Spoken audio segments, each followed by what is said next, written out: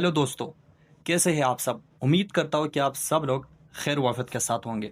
दोस्तों, आज की जो कहानी है 1947 में जब बरसगीर तकसीम हुआ तो पंजाब के एक छोटे से गांव में सिख और मुसलमान सदियों साथ रह रहे थे।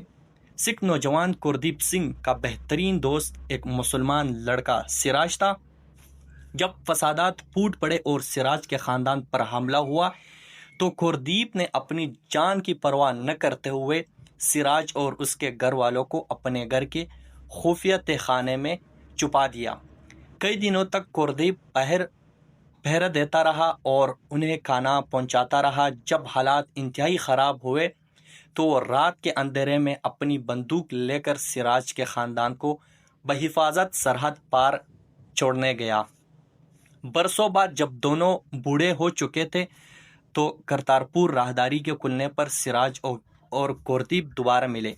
दोनों एक दूसरे को गले लगाकर बच्चों की तरह रो पड़े, क्योंकि नफरत की इस आंधी में भी उनकी सच्ची दोस्ती जीत गई। तो दोस्तों, यकीनन सच्ची जो दोस्ती होती है वो बहुत कमाल की होती है। अगर आपको कोई वफादार सच्चा दोस्त आपको मिलता है तो यकीन करें दोस्तों, आप उसकी कदर कीजिएगा। ऐसे वफादार दोस्त और ऐसे सच्चे दोस्त बहुत कम मिलते हैं, चाहे वो मुस्लिम हो नॉन मुस्लिम हो। आप कदर कीजिएगा सच्चे दोस्त की, क्योंकि वो आपको मुश्किल में, चाहे जिस तरह भी मुश्किल हो, तो वो आपको ज़रूर साथ देगा, वफा करेगा, आपको उस मुश्किल से निकाल देगा। जैसे आप कुलदीप और सिराज की दोस्ती आप देख सकते हैं।